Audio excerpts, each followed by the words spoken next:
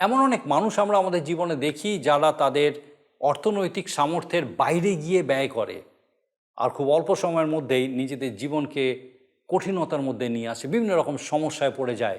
আবার এমন অনেক মানুষও আছে যাদের সামর্থ্য থাকলেও তারা দারিদ্রতার ভান করে, অভাবী মতো জীবনযাপন করে এবং অন্যের থেকে সাহায্য আশা করে।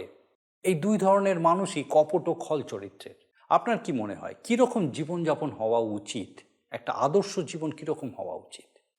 সময় হলো হৃদয়ে খোলো, শ্রবণ করো জীবন বাণী, নম্র চিতে শ্রবণ করো, নম্র চিতে শ্রবণ করো খ্রিস্ট যিশুর জীবন খানি।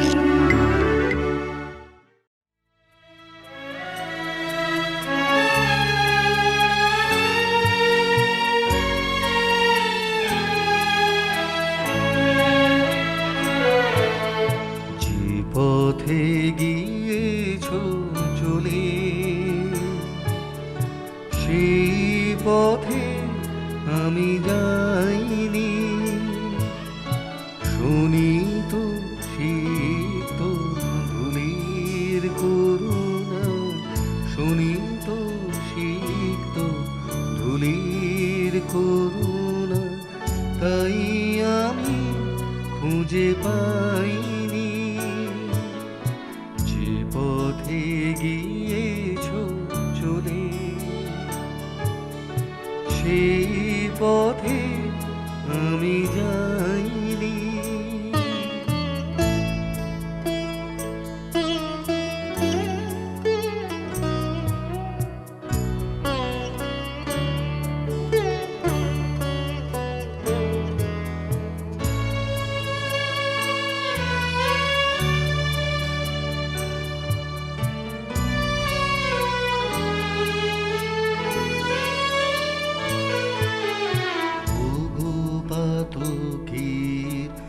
অপার করুণা সিন্ধু, তৃষিত ধরায় ভোরে শিশির বিন্দু। ওগো পাতকীর অপার করুণা সিন্ধু, তৃষিত ধরায় ভোরে শিশির বিন্দু। অলক্ষে কখন ডেকে ফিরে গেলে, অলক্ষে কখন ডেকে ফিরে গেলে, আমি তবু ফিরে চাইনি। যে পথে গিয়েছ চলে, সেই পথে আমি যাইনি।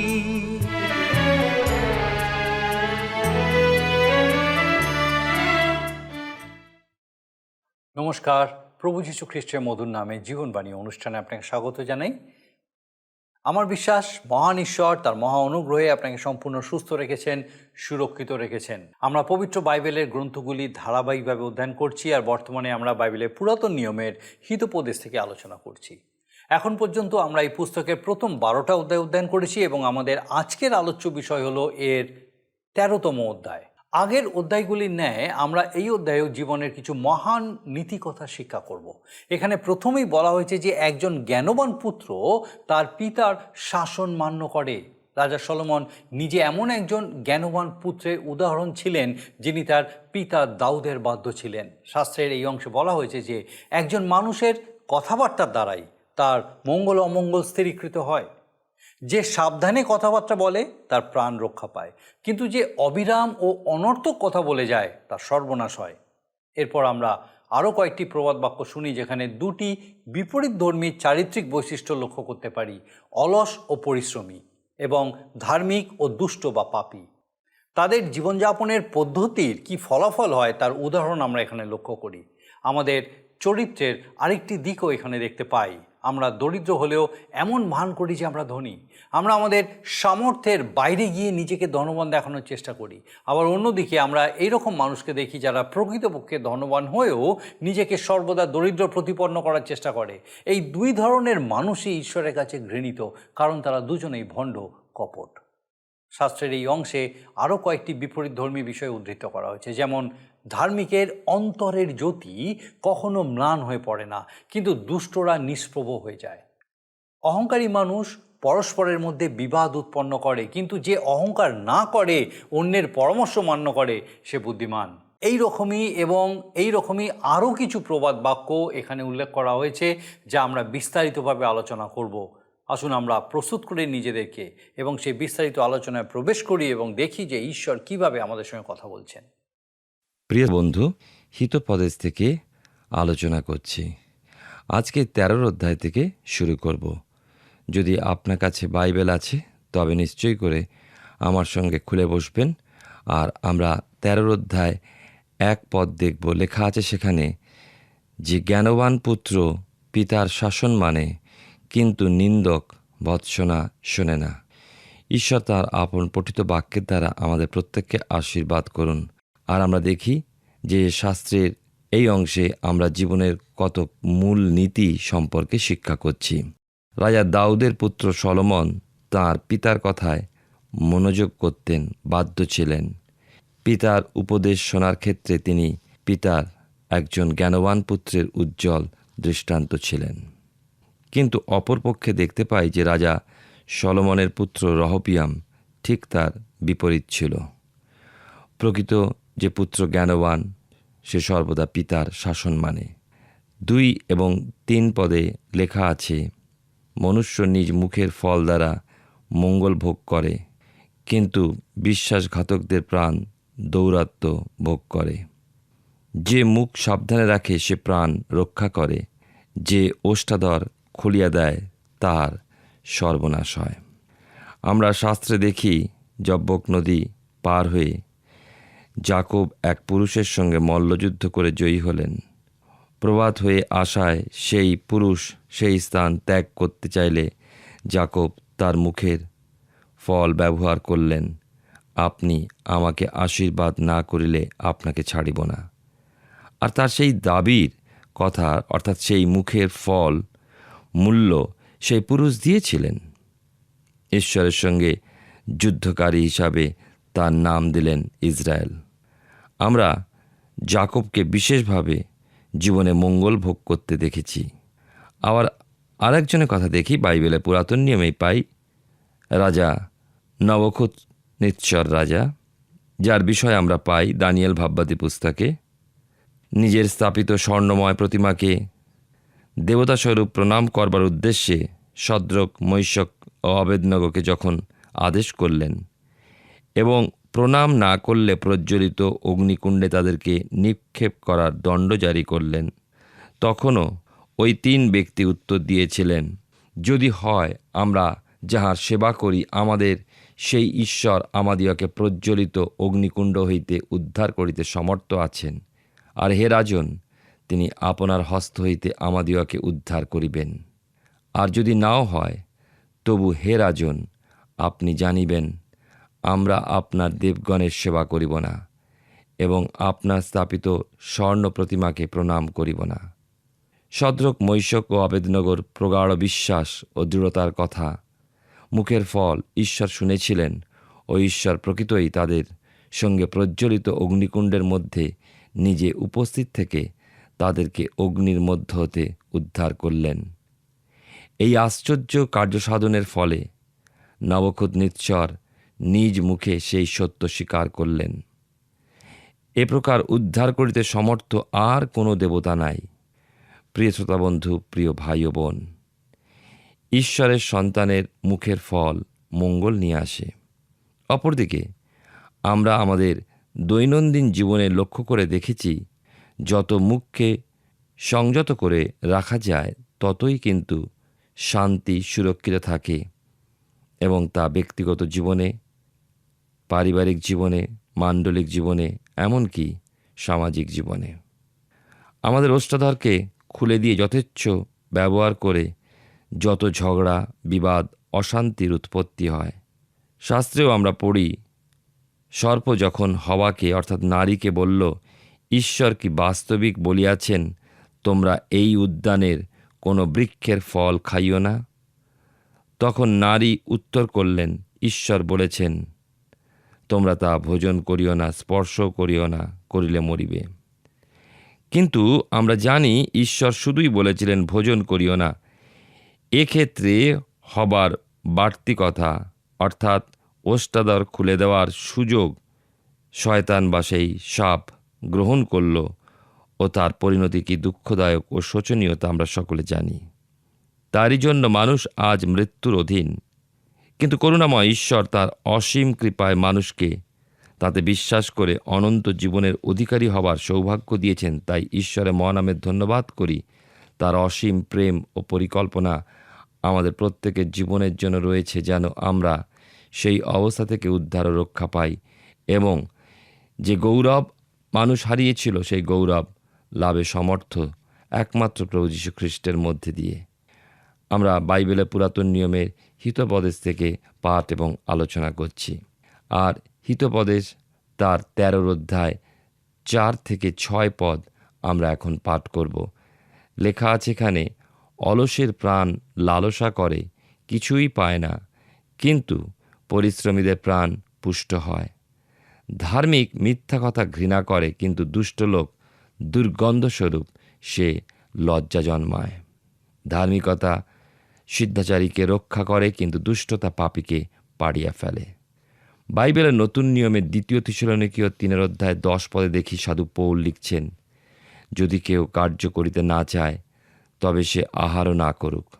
অতএব আমাদের পরিশ্রমী হওয়া প্রয়োজন।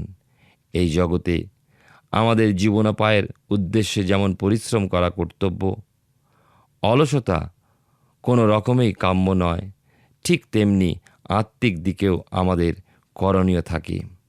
প্রভুর উদ্দেশ্যে আমাদের পরিশ্রম ঈশ্বরের কাম্য। ঈশ্বর তার যথোপযুক্ত আহার, যথোপযুক্ত পুরস্কার দিয়ে থাকেন। প্রভুর আগমনে বিশ্বাসীকে প্রভুতে পরিশ্রমী হতে হবে। আমাদের আচার আচরণ, কথাবার্তা, চাল চলন দ্বারা আমরা চিহ্নিত হয়ে যাই যে আমরা প্রভুর সন্তান কিনা। অন্তরের গভীরে অর্থাৎ আমাদের আভ্যন্তরীণ মনুষ্য কি, সেটাই ঈশ্বর দেখেন ও সেই অনুযায়ী তিনি আমাদের পরিণাম দান করেন। ধার্মিক ব্যক্তি সিদ্ধাচরণ করবে, এটাই ঈশ্বর চান। কিন্তু অন্যায়কারী মিথ্যা ও দুষ্টতার অনুসরণ করে, যা ঈশ্বরের অনভিপ্রেত। হিতোপদেশ তার 13 অধ্যায় 7 এবং 8 পদ আমরা পাঠ করব। এখানে লেখা আছে, কেহ আপনাকে ধনবান দেখায়, কিন্তু তাহার কিছুই নাই। কেহ বা আপনাকে দরিদ্র দেখায়, কিন্তু তাহার মহাধন আছে। মানুষের ধন তাহার প্রাণের প্রায়শ্চিত্ত, কিন্তু দরিদ্র তর্জন শোনে না। এই জগতে ধনের প্রতি মানুষের আসক্তি, অশান্তি, গোলযোগের একটা ভিত্তি। মানুষ ভাবে সে এতদিনে বহু সঞ্চয় করেছে, সে মহাধনে ধনী।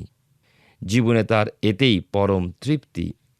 এই সম্পদ ছাড়া তার আর কিছুই কাম্য নয়। কিন্তু সে বোঝে না, প্রকৃত ধন তার কিছুই সঞ্চয় হয়নি। সেখানে সে রিক্ত ও নিঃস্ব। সমগ্র জগৎ লাভ করেও যদি সে তার আত্মাকে হারিয়ে ফেলে, তবে তেমন ধন সম্পদে কোনোই ফল নেই। কিন্তু দীন দরিদ্র মানুষটি সততায় জীবন কাটিয়ে নিজ আত্মাকে স্থির রেখেছে যে সেই সঞ্চয় করেছে সেই মহাধন, যা তাকে অনন্ত জীবনে প্রভু যীশুর সিংহাসনের অধিকারী করবে। এ জগতে ঈশ্বর তার সন্তানকে কখনো তেমন অভাবগ্রস্ত করবেন না, কেননা আমাদের ঈশ্বর হলেন যেহোবা জিরি, সর্বস্ব যোগানদাতা। আমাদের প্রয়োজন তিনি মেটান, আবার প্রয়োজনের অতিরিক্তও দিয়ে থাকেন। বাইবেল বলে, আস্বাদন করিয়া দেখো সদাপ্রভু মঙ্গলময়। তিনি মহান, তিনি পবিত্র, তিনি প্রেমময়, তিনি করুণার ঈশ্বর, তিনি দয়ার ঈশ্বর, তিনি আমাদের জীবনে আমাদের চিন্তার অতিরিক্ত কাজ করে থাকেন, আমাদের প্রয়োজনের অতিরিক্ত দান করে থাকেন, আমাদের চিন্তার অতিরিক্ত তিনি আমাদের ভালোবেসে থাকেন। সেই ঈশ্বরের ভজনা করি, তার চরণতলে আমরা সমর্পিত হই, তাকে গৌরব মহিমা দান করি, তার বাক্য অনুযায়ী জীবনযাপন করি। 13 অধ্যায় 9 থেকে 11 পদ এখন পাঠ করব। লেখা আছে এখানে, ধার্মিকের দীপ্তি আনন্দ করে, কিন্তু দুষ্টদের প্রদীপ নিভিয়া যায়। অহংকারে কেবল বিবাদ উৎপন্ন হয়, কিন্তু যাহারা পরামর্শ মানে প্রজ্ঞা তাহাদের সহবর্তী।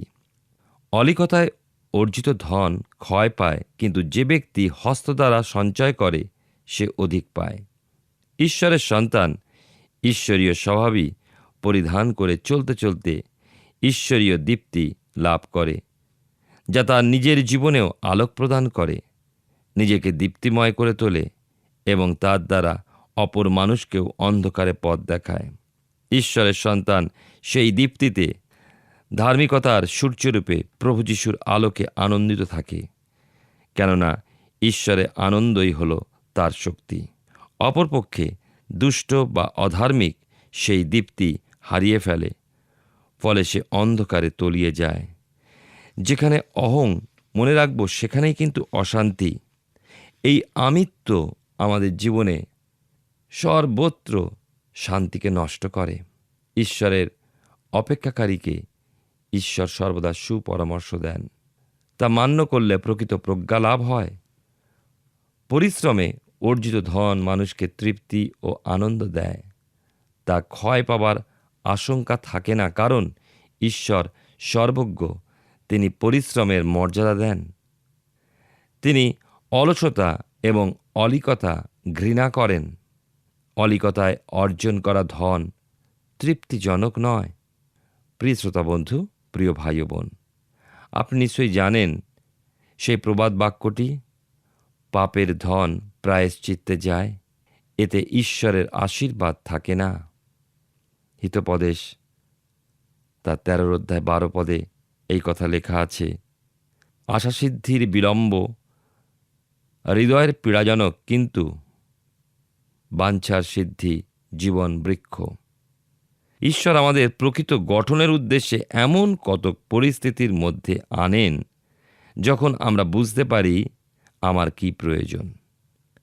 আর তখন ঈশ্বরের কাছে আমরা তো যাচনা করলে ঈশ্বর আমাদের প্রয়োজন বুঝে তা দেন, কিন্তু বিনা প্রয়োজনে কিছু আশা করা আমাদের উচিত নয়। তা পাবার পথে বিলম্ব বা প্রতিবন্ধকতা আমাদের দুঃখদায়ক। তেমনি আশা করাটা ঈশ্বরের অভিপ্রেত নয়। আপনি ও আমি যা অভাব মনে করছি, প্রকৃত সেটাই আমাদের অভাব নাও হতে পারে। ঈশ্বর যদি দেখেন যে আমাদের জীবনে তা প্রয়োজন, তবে ঈশ্বর আমাদের অভাব পূরণ করবেন। এবারে আপনি আসুন এই হিতোপদেশ পুস্তকের 13 অধ্যায় 13 থেকে 16 পদ। লেখা আছে এখানে, যে বাক্য তুচ্ছ করে সে আপনার সর্বনাশ ঘটায়, যে ভয়পূর্বক আজ্ঞা মানে সে পুরস্কার পায়। জ্ঞানবানের শিক্ষা জীবনের উৎস, তাহা মৃত্যুর ফাঁদ হইতে দূরে যাইবার পথ। সুবুদ্ধি অনুগ্রহজনক, কিন্তু বিশ্বাসঘাতকদের পথ অসমান। যে কেহ সতর্ক সে জ্ঞানপূর্বক কর্ম করে, কিন্তু হীন বুদ্ধি মূর্খতা বিস্তার করে।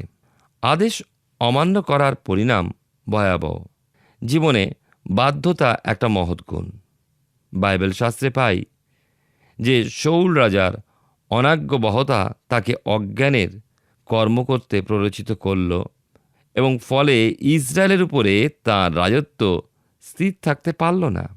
আবার দেখি বাইবেলের পুরাতন নিয়মেই ইষ্টের রানী অহস্যেরস রাজার দৃষ্টিতে অনুগ্রহপ্রাপ্ত হলেন, কারণ রাজ নপুংসক হেগয় তার নিরূপিত বিষয় গ্রহণ করেছিলেন, অর্থাৎ হেগয়ের সুপরামর্শের বাধ্য হয়েছিলেন। তার পুরস্কার স্বরূপ তিনি রাজমুকুটে বিভূষিত হয়ে রানীর পদে অধিষ্ঠিত হলেন। আমরা আবার দেখি বাইবেলের পুরাতন নিয়মে যিহোশূয় সদাপ্রভু সৈন্যের অধ্যক্ষের আদেশ অনুসারে বাধ্য হবার ফলে সদাপ্রভু জিওসীয়ের হস্তে জিরিওর রাজা ও বলবান বীরগণকে সমর্পণ করলেন। ঈশ্বরের নির্দেশিত পথের দক্ষিণে কি বামে আমাদের চলা উচিত নয়, তাতে ঈশ্বরের অনুগ্রহ লাভ করা যায় না। এখন আমরা পাঠ করব হিতোপদেশ তার 13 অধ্যায় 17 থেকে 21 পদ।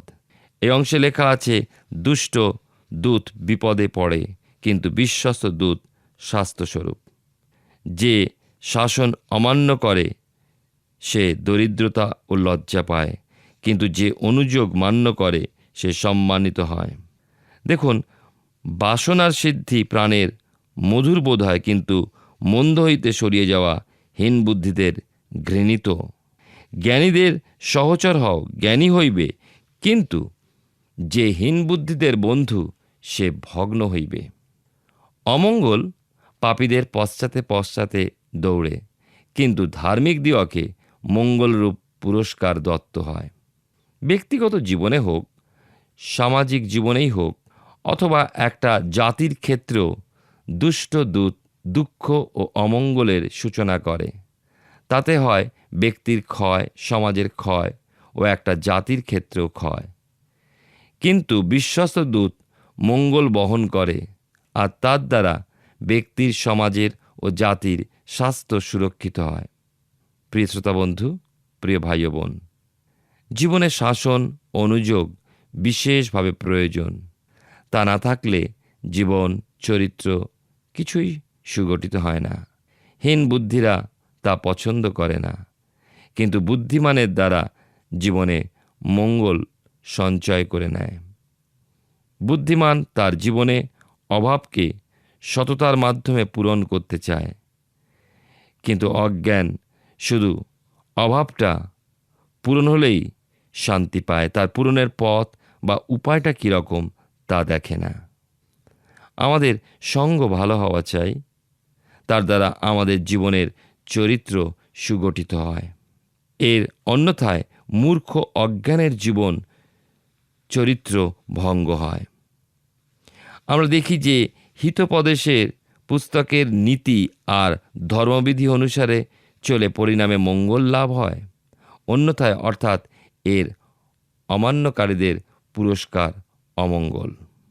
হিতোপদেশ তার 13 অধ্যায় 22 থেকে 25 পদে লেখা আছে, সৎলোক পুত্রগণের জন্য অধিকার রাখিয়া যায়, কিন্তু পাপীর ধন ধার্মিকের নিমিত্ত সঞ্চিত হয়। দরিদ্রগণের ভূমির চাষে খাদ্য বাহুল্য হয়, কিন্তু বিচারের অভাবে কেহ কেহ নষ্ট হয়। যে দণ্ড না দেয় সে পুত্রকে দেশ করে, কিন্তু যে তাহাকে প্রেম করে সে সযত্নে শাস্তি দেয়। ধার্মিক প্রাণের তৃপ্তি পর্যন্ত আহার করে, কিন্তু দুষ্টদের উদর শূন্য থাকে। সততার ফলে সৎ ব্যক্তি বংশ পরম্পরায় ঈশ্বরের আশীর্বাদ ভোগ করে। অপরপক্ষে অসৎ ব্যক্তির অসৎ উপায়ের অর্জিত ধন অথবা তার অসৎ ব্যবহার ও অনাচারের জীবনের ফল মঙ্গল আনতে পারে না।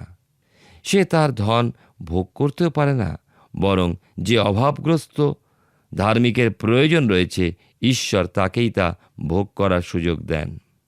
মিশর থেকে ইসরায়েলীয়রা চলে আসবার সময়, অর্থাৎ মিশর পরিত্যাগ করে আসবার সময় সদাপ্রভু মিস্রীয়দের দৃষ্টিতে ইসরায়েল লোকদিওকে অনুগ্রহের পাত্র করলেন।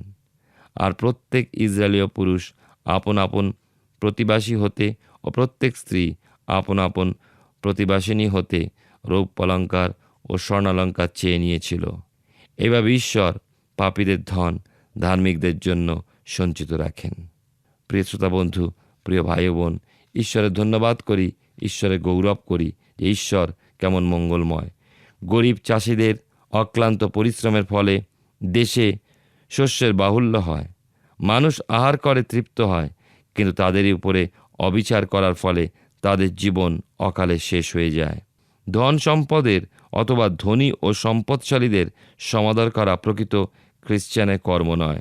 ঈশ্বর দিনহীনের পক্ষে, কেননা ধন ও ঈশ্বর উভয়েরই সমাদর সমানভাবে কেউ করতে পারে না। প্রিয় শ্রোতা বন্ধু, প্রিয় ভাই ও বোন, বাস্তবে আমরা কি দেখতে পাই? যে বিনা শাসনে ছেলেমেয়েরা কীরকম মন্দ পথে ধ্বংসের দিকে চলে যায়, তাই নয় কি? হ্যাঁ, শাস্ত্র ঠিক সেই কথাই বলছে। যেসব পিতামাতারা সন্তানকে শাসন করেন না, তারা তাদের সন্তানকে নষ্টের পথে ঠেলে দেয়।